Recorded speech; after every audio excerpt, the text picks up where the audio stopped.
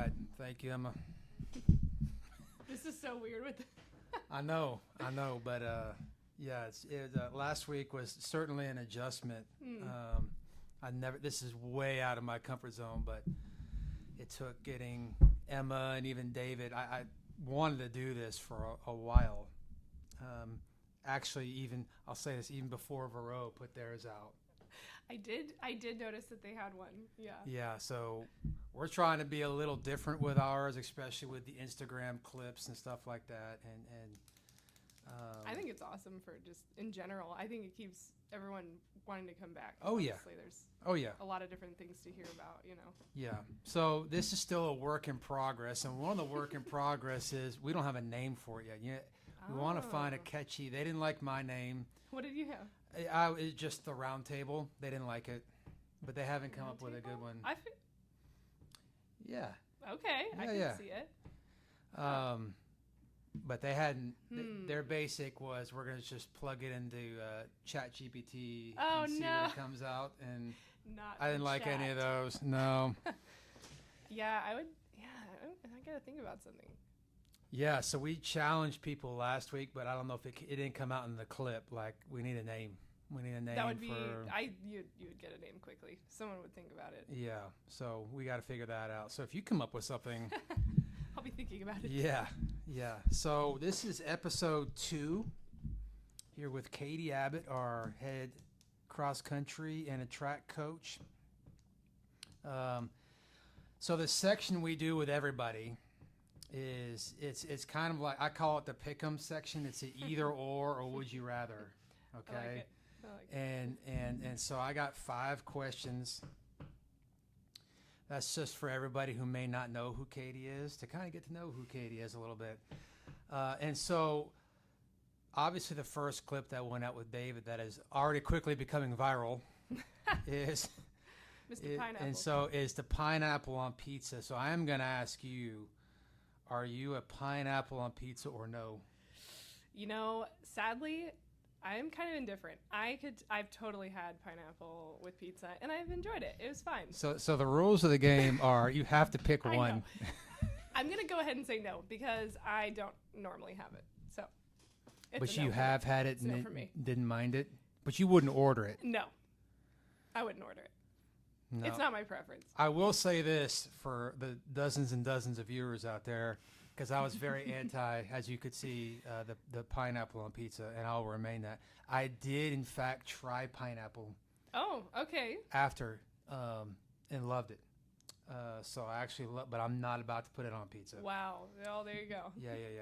All right, so that one I'm going to ask everybody, and then I've got another one that I ask everybody. And you may not have an opinion, but you're going to have one here. I will. I'll make it. Jordan or LeBron as the GOAT? Jordan. Oh my gosh. Absolutely, okay. Jordan. So I grew up watching MJ. When I was young. All right. So the official tally is 1-1. David was LeBron. That's all the new. I grew up watching Jordan as well, but I've also been alive for all of LeBron. LeBron is impressive, but MJ's the GOAT. He's. Just for the official, I am 100% on the LeBron train, but well, you know, why is Jordan the GOAT?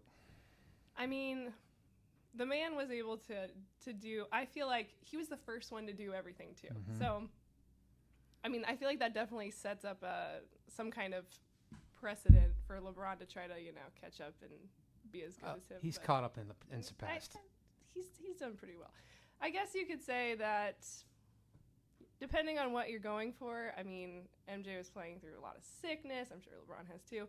But there was a lot of, I don't know, I'm not like a huge basketball follower, but I was able to definitely watch enough of it to where I could see it. He put his name out there. That's fair. I'm not going to knock it too much. I'm just not on that boat.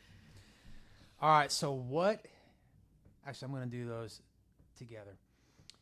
All right, got a pop culture one because I asked one of these. David, it was either Lord of the Rings or Harry Potter. I'm going to ask you, because you're a little more my generation, Ross or Rachel from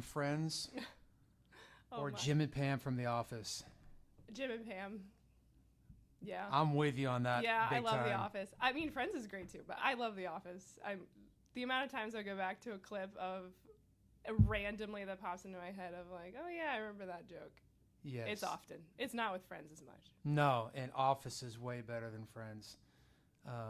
It's like the first of its kind. Like there was no filming of like type. No. I mean, I think it was, yeah, it is definitely different. My big thing that's on my algorithm now is kind of like the outtakes or where they mess up, and there's the dinner party when Michael's got the little plasma screen he's all proud of. Yes. But the one that keeps popping up that I found out that it was totally improvised. There was a guy coming in to fill in as a sub for the day. And Dwight asked, "What are you doing here?" And he goes, "I'm here to sub for the temp." Who was the temp? Ryan. Ryan. I'm here to sub for Ryan today. Oh no. And Dwight looks at him and goes, "May you have the strength of 10 full-grown men." And Jim, the actor who played Jim, couldn't handle it. And it took it like 18 takes, they said. Yeah. And it ended up that Dwight completely improvised that on the spot. And I'm like, that's that group of actors and actors. Unbelievable. I don't know how they got through an episode. To be honest with you, I have watched some of their outtake ones, and they said that those were some of the best moments of their life. Yeah, like, yeah. All right, so good. We're on with that one. All right, so you just had your 4th child, and I'm going to ask more about that later. But what do you think is tougher, having your first or having your 4th? Oh. Man, they're challenging in different ways. I think I would say the first, because you just don't know what you don't know. And you can read all your books and, ask all the questions, which you should do. But you haven't experienced it yet. Yeah, so. Yeah. I remember bringing home Eli. We were in the hospital for like 4 days. And then and so you get taken care of when you're in the hospital, right? And they got to let mom sleep or whatever. And then you get home and the door shuts and it's just the 3 of you. There's no next? feeling that can compare. So yeah, I would definitely agree that one is tougher. Yeah. Our kids got more challenging. We were just talking about this. Yeah. Brady graduated. He's about to head off to college, and he was the toughest one. But yeah, one is just the unknown, right? It really is the unknown. And you're not going to have a lot of sleep, but then like when you experience no sleep, it's like, okay, that's hard, that was like a hard season of life anyways. But I would probably say, my 4th has been amazing, so I'm feeling very blessed for that. Oh, awesome. Yeah. Awesome. All right, what's tougher, a cross-country race or running the 400? Oh, they're so different. I guess when it comes to the mentality side of it, I would have to say a 5K, because you're running for longer and you have to be mentally in it for longer. I would say that the intensity of a 400 is its own level of challenge, right? Yeah. So they're so different. It's so hard to say which one, but I would have to go with 5K. Oof. Okay. Yeah. I've only run one 5K in my life, and it was terrible, but the 400 is ridiculous. I remember coaching track in Alabama. I had a kid run the 4x4, and it was the first time he did it and literally quit track. He's like, I'm never doing that ever again, ever. And I never saw him run. He was a soccer kid. We got him to come out and run the 4x4, and it's a separator. And if you're a sprinter and then you've done most of the shorter sprints, obviously 400 feels like a mile. But obviously if you're running the longer distances, 400 maybe isn't so bad. Yeah. In high school, I did most of the longer distance events, and when it came time for the 4x4, I was like, this is easy. Okay. Because it's shorter. It is. All right. It was, you have to run fast, obviously, but 5K, mentally I'm like, 1 lap? Yeah, all right, yeah. I'm fine. I got it. 5K in the fall or 3,200 in the spring? Oh. Well, occasionally you get a nice little cooler morning in the spring, so I'd probably say 3,200 in the spring. If it's in the morning, even if it was in the afternoon, I'd probably say 3,200. Yeah. Yeah. Yeah. I've got a greater appreciation for you guys doing cross country after being a few meets. I remember the first one I went to when we hosted out here, just the devastation of bodies as they crossed the finish line. Yeah, there's a reason why we have a lot of people at the finish line, but you know. And then you go, these kids train for this, but I think the level of intensity adds to whatever they're going through in an actual competition and magnifies it. And we saw. There's the emotional side of it too. Like, I finally got done with this, thing I was maybe nervous for, excited for, whatever.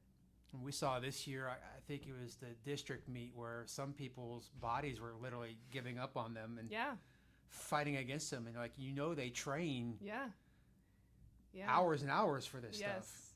So the race, I think that's the unique aspect, is you can't really replicate the race itself. No.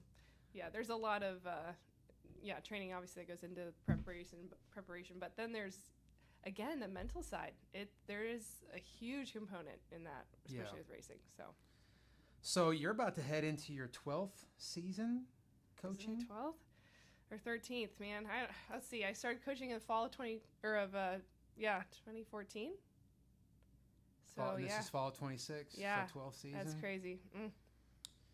Thinking back, and I probably should have prepped you on this, but thinking back over your 12 years, what's your favorite memory coaching here at SFCA?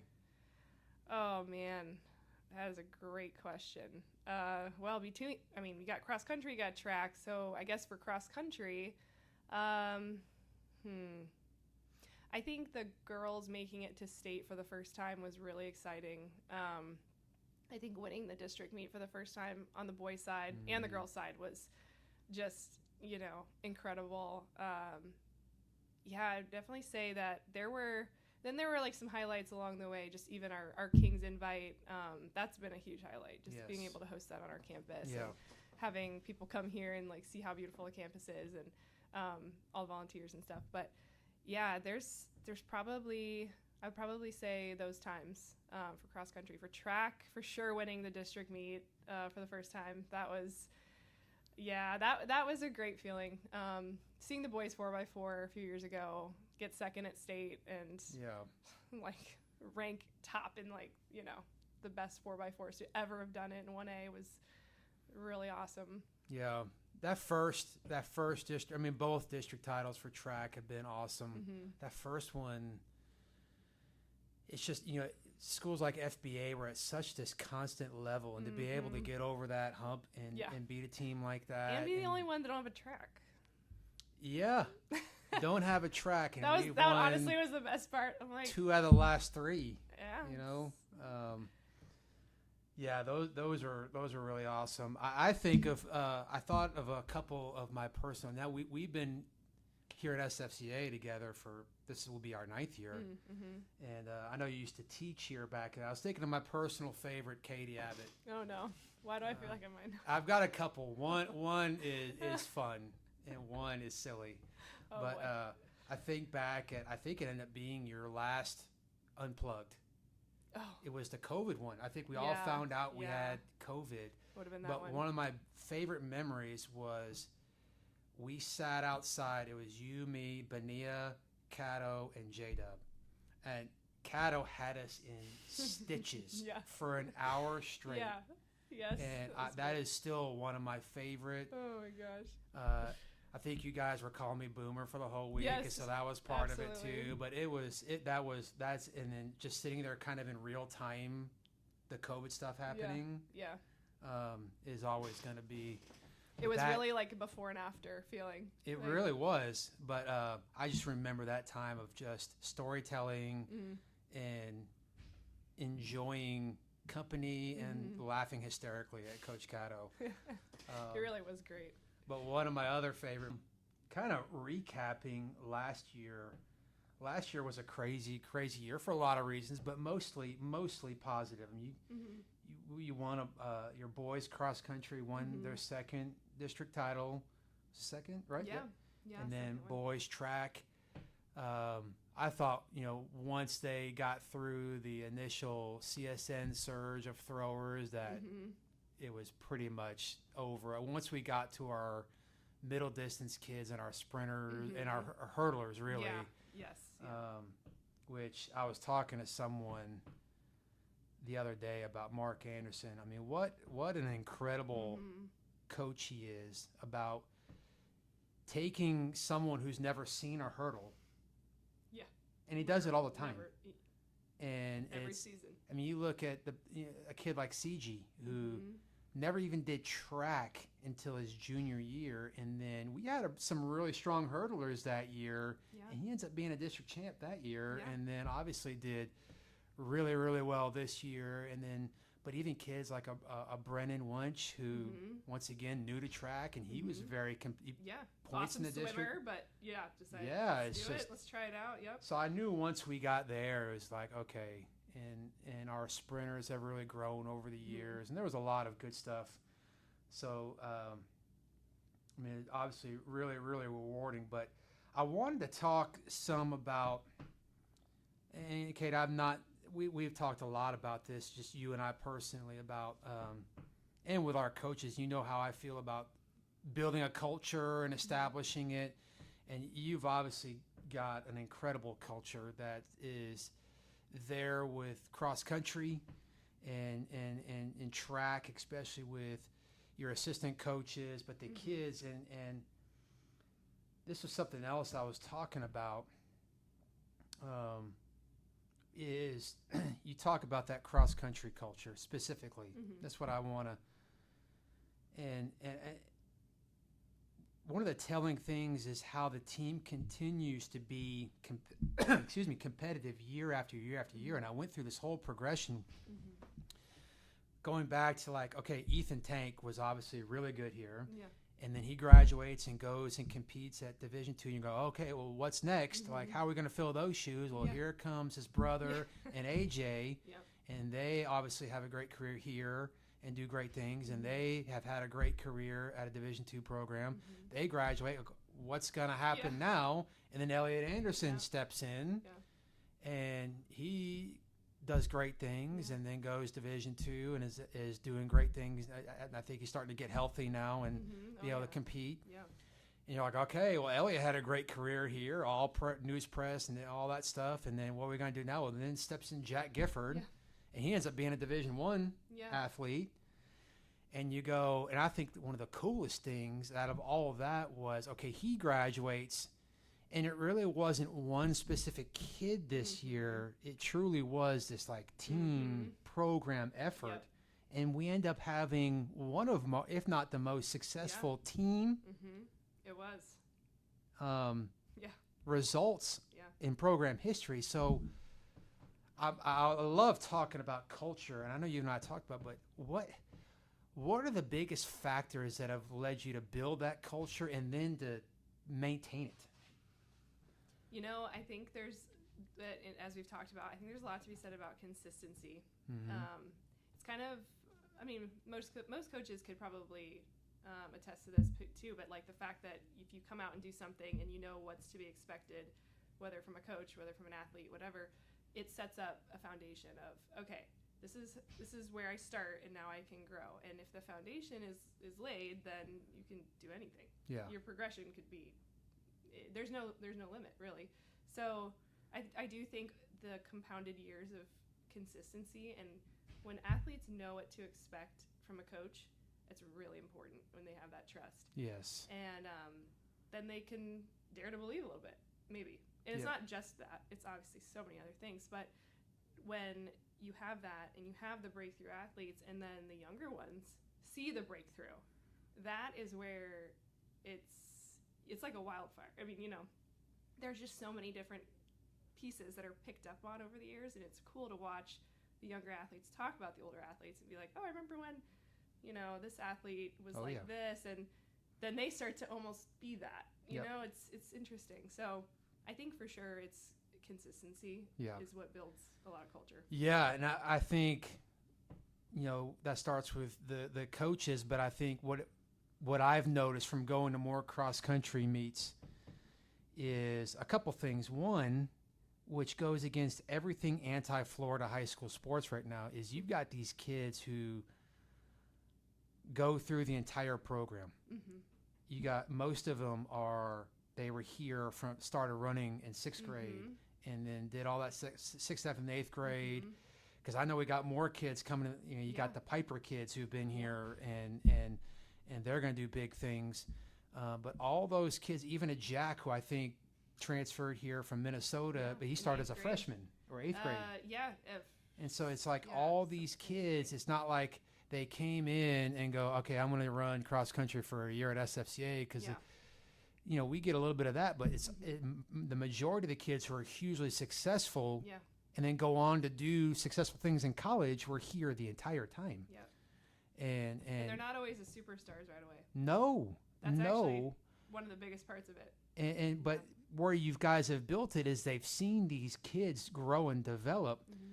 But beyond that, I think and you can talk about this more, is just the relational aspect that exists, the relational with the accountability aspect. But when I went and watched your private 8 meets, which also your boys were the private 8 champs this year, and we eventually got our trophy. But what stood out to me from all the competing and whatever, and in that meet, that was something I think Brody dominated that meet and won the whole thing. But what really stood out to me was a kid would finish a race, whether it was Brody, like the first one, they'd get their wet, cool towels, and they're literally turning around and waiting for other kids to come in to serve them. Yeah. And I remember Brody would come in, and it would be like a girls' team ready because he was the first team, and then they're just waiting and encouraging. I didn't see really any other teams do that. Yeah. And so to me, that is a characteristic of the culture, right? Yeah. And so what kind of an investment do you guys put into the kids themselves? Because it's obviously a place where kids want to be. Yeah. So what does that look like, and where you're still able to maintain this coach to athlete relationship and the accountability aspect? Yeah, I think being intentional with how you ask questions of athletes is really important. It's amazing little conversations. The very short conversation that changed literally the whole trajectory of my running career as a high schooler was my coach pulling me aside in the middle of a workout saying, you know that you could be like the leader of this team, right? Like you could be the top runner. Yeah. And it was in the middle of 400s, And I believed her. Like I chose to believe her. And that was a moment of intentionality she took to speak that into me and be like, hey, you could do that.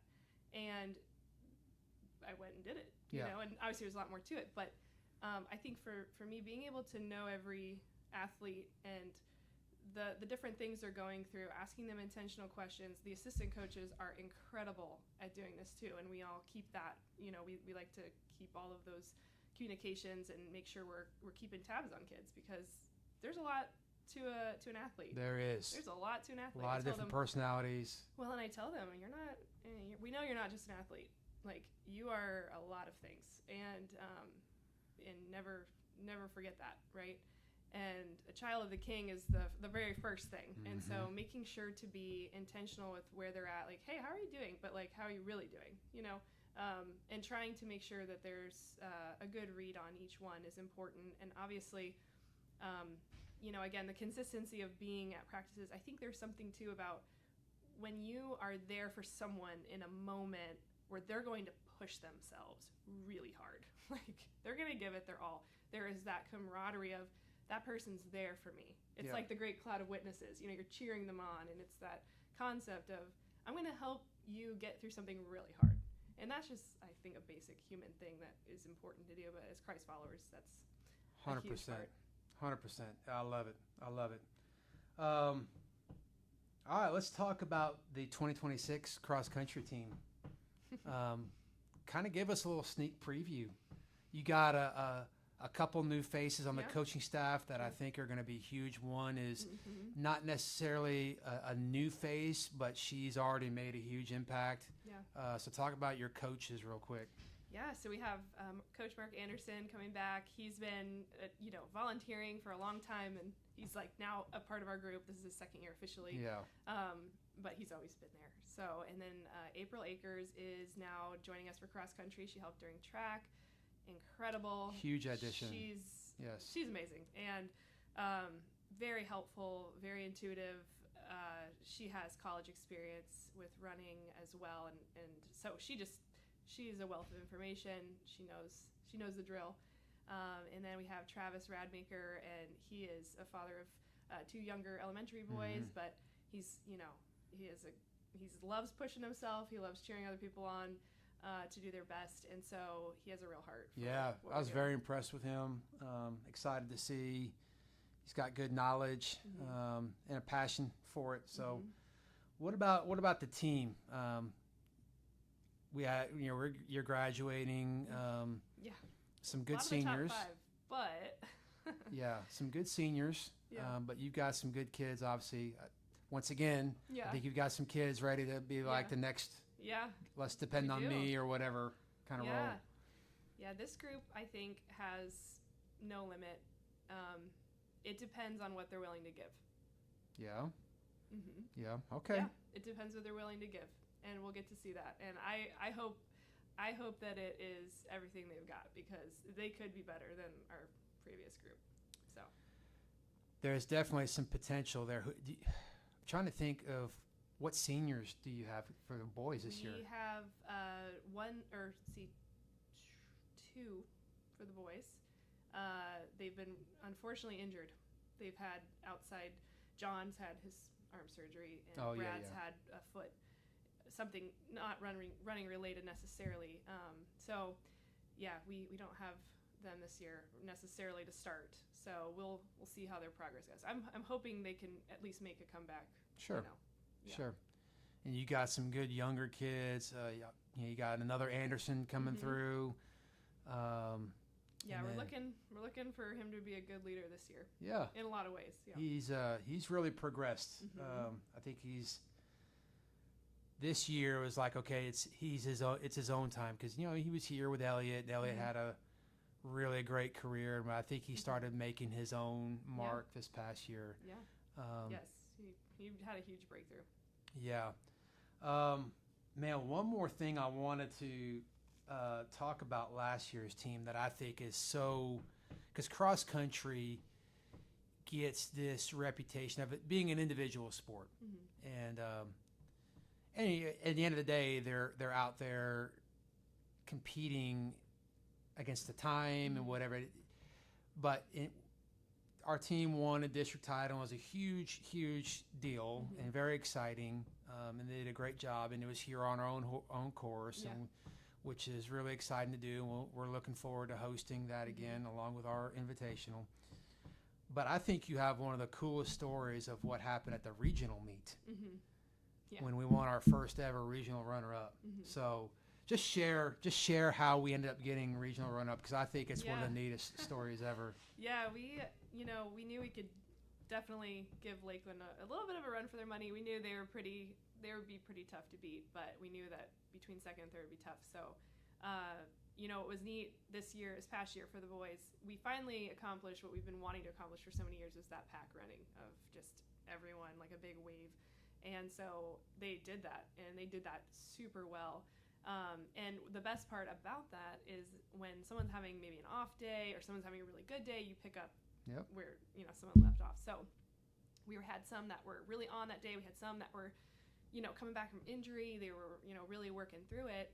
Shepard was one that he was coming off of an injury. That's right. And so he ended up not placing in his normal place that he would for our team, but he still was able to finish in seventh for our team, but he was able to actually edge out the CSN runner next to him. I forget what it was. It's like like 0.03, if I remember correctly. I think, he, the lean at the end, and even though it wasn't Shepard's best race, even though it wasn't exactly where he would want to be, he was able to be that person for us in that moment, and that was huge for him.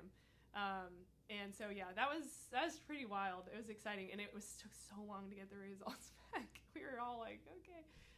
So, anyways, CSN was a great competitor, and always are. Yes, yeah, always another are. good program. Yeah, so it was exciting to see that happen. Yeah, Never well, done that. really excited to see this next season, both cross country and track. And I thank you for taking the time. I know having a fourth kid is something else. Yep. That's out of my territory. We just said we're good at 3. So Yeah. We've always said we wanted 4, but we're thankful that we could have 4 at this point, and just one day at a time. There you go. Lots of help from family. Yeah. So, Well, cool. Well, we're not far from the start of the season. I know you guys are eager to get going, and I've been doing some stuff, and I think you're about to head to camp with some kids, and that'll be good. And but thanks for being here, and being our second episode ever, and we'll see how it goes. Thank you. All right, thank you. Oh, you know what? Wondering. Okay, so for the girls team, there was something I wanted to mention about the girls. Oh, okay. We can. Emma's. You already saw Emma's Emma. editing skill. Yeah. Yeah, because the girls team this year, they could be really good. Okay. Really, really good. It's been really crazy. Seeing this summer has been awesome for that. So. Oh, really? I want to give a little bit of a shout out to them too. Emma Morel has been up here very consistently working out with Coach Davidson. Yeah. So she's definitely, she always puts in, I always see her running up and down Deer Run Road and whatever, but she's been up here very There's a few just right here that between Hannah and Sophia and Leah, and they're all over here. So yeah. We Healthy, because I know that was yes, that was our Elizabeth. Struggle. Yeah, this year our girls could be they could be really good. Even with a young team, we have a few that I think will pack run a lot this year, and I think that is going to be huge for our district. And it's a really young team too. So watching them kind of form this summer with a lot of new additions. We have a few girls that are new to the group who have run in the past but are coming in now. It's for the last month or so we've had them training with us, so it's been great to see a lot of camaraderie in the girls too. It's the girls group has always been one that we started with 3 girls years ago, and we never could build a girls team because it's hard. You're running in the morning. It's not a glamorous sport. No one sees you doing your hard work, right? And then you have to get ready, and your hair's all wet and stuff. But then watching this group grow and seeing the progression has been really great. So we'll see. Man, that's exciting. That's exciting to see a couple new teams, girls and boys, and I love year after year with your program seeing which kid is going to step up. It's really one of the neatest things. I love it too. Yeah. I love it too. I'm like, which one is it going to be? Yeah. Well, awesome. Yeah.